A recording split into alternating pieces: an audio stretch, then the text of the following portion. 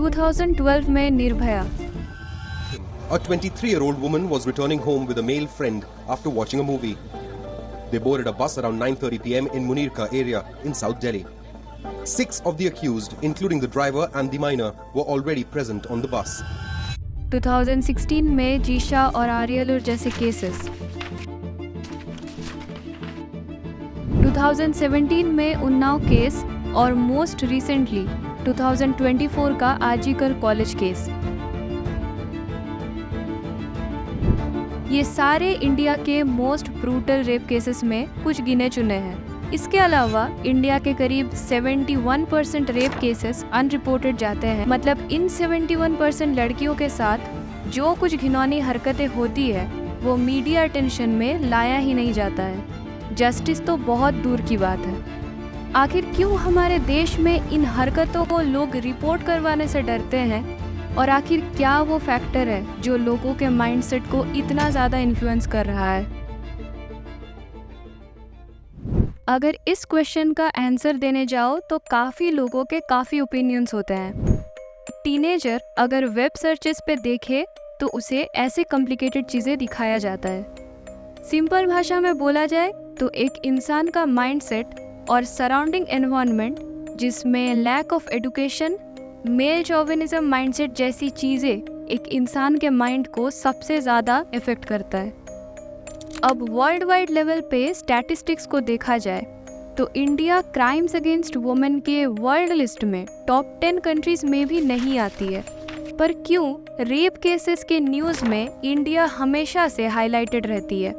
One of the main reasons is negligence by media. India में total rape cases में 85% unreported रहते हैं। 2012 में निर्भया की ही बात ले तो वो इतना बड़ा मुद्दा इसलिए बना था क्योंकि उस केस को भर भर के मीडिया अटेंशन मिली थी। As you know, social media तो उस टाइम उतनी कॉमन नहीं थी। पर ऐसे कई पिछड़े इलाकों के केसेस हैं जो हमें पता भी नहीं होती है। लेकिन ऐसा होता क्यों है? अगर हम इस सिनेरियो को देखें तो हमें पता चलेगा कि न्यूज़ चैनल्स जनरली फोकस करते हैं अपने टीआरपी पे। अगर वो इन केसेस को रिपोर्ट कर भी दे तो एक हेडलाइन के अलावा बात तब तक आगे नहीं बढ़ेगी जब तक केस में कोई भी पॉलिटिकल बेंट उन्हें ना मिल जाए।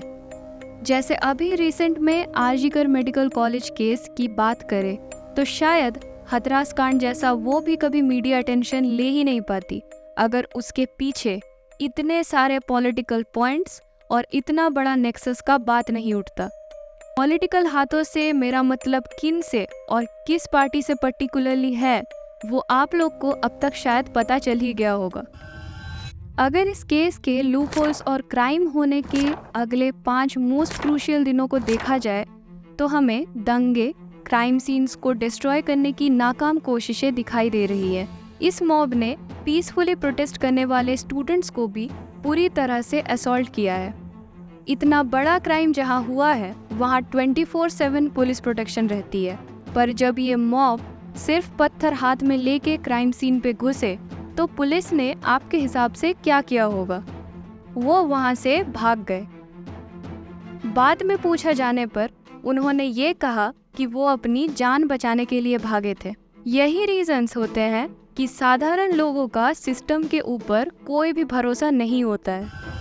भरोसा होगा भी कैसे जब पॉलिटिशियंस, जिनका कॉन्स्टिट्यूशन के बाहर वाले दुनिया में सबसे ज़्यादा पावर है, उनके पीछे ही 3-3, 4-4 पेंडिंग केसेस रह रहे हैं।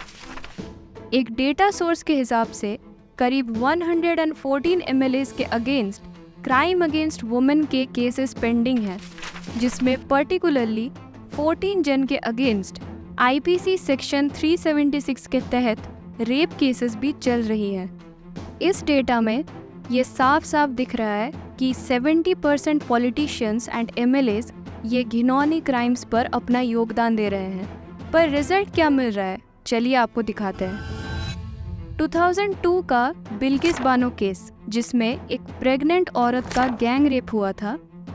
इस केस के कन्विक्टेड 11 रेपिस्ट को बीजेपी गवर्नमेंट के द्वारा रेमिट करके फूलों के मालाओं से वेलकम किया गया था।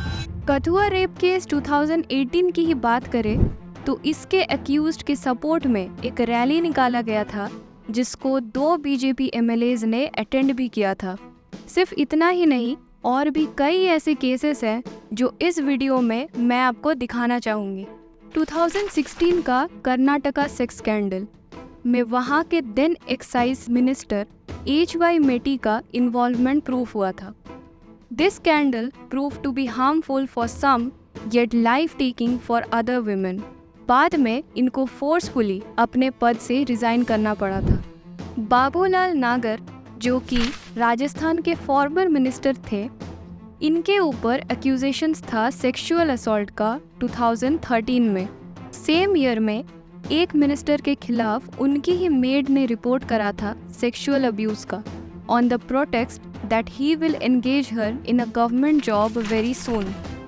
Congress minister ND Tiwari was accused of being in a sexual relationship during his tenure as the governor of Andhra Pradesh in the year 2009.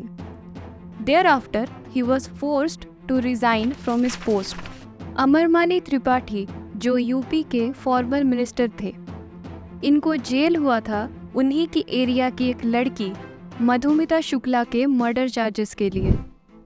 अब करंट ट्रेंड में बात किए जाने वाली स्टेट वेस्ट बंगाल का कुछ स्टैटिस्टिक्स देखें तो हर साल करीब 121 से भी ज़्यादा केसेस आते हैं, जिसमें 55 केसेस क्राइम्स अगेंस्ट चिल्ड्रन के रिलेटेड केसेस होती है। केसेस तो ऑब्वियसली इससे कई ज़्यादा है, पर गवर्नमेंट का डेटा हमें यही कह रहा है। हर कदम पे, हर मोड़ पे हमें इनसेंसिटिव मुद्दों पर भी आखिर में पॉलिटिकल गेम्स ही दिखते हैं। इन चीज़ों में सिर्फ एक या 2 पॉलिटिकल पार्टीज नहीं, बल्कि इंडिया में रूल करने वाली ऑलमोस्ट सारे पार्टीज का ही हाथ होता है। इंडियन कॉन्स्टिट्यूशन के हिसाब से in this world's largest and most diversified democracy, people hold the highest power. लेकिन रियलिटी में देखने जाए तो सिचुएशन कुछ और ही है। यहाँ जिसके पास मनी पावर है, उसके आगे पुलिस तो क्या, खुद जुडिशियरी झुक रही है। On behalf of every citizen, I have a simple question to our respected government. क्या ये चीज़ें एंटी डेमोक्रेटिक या सीधा सिंपल भाषा में बोले तो मर्डर ऑफ डेमोक्रेसी नहीं है?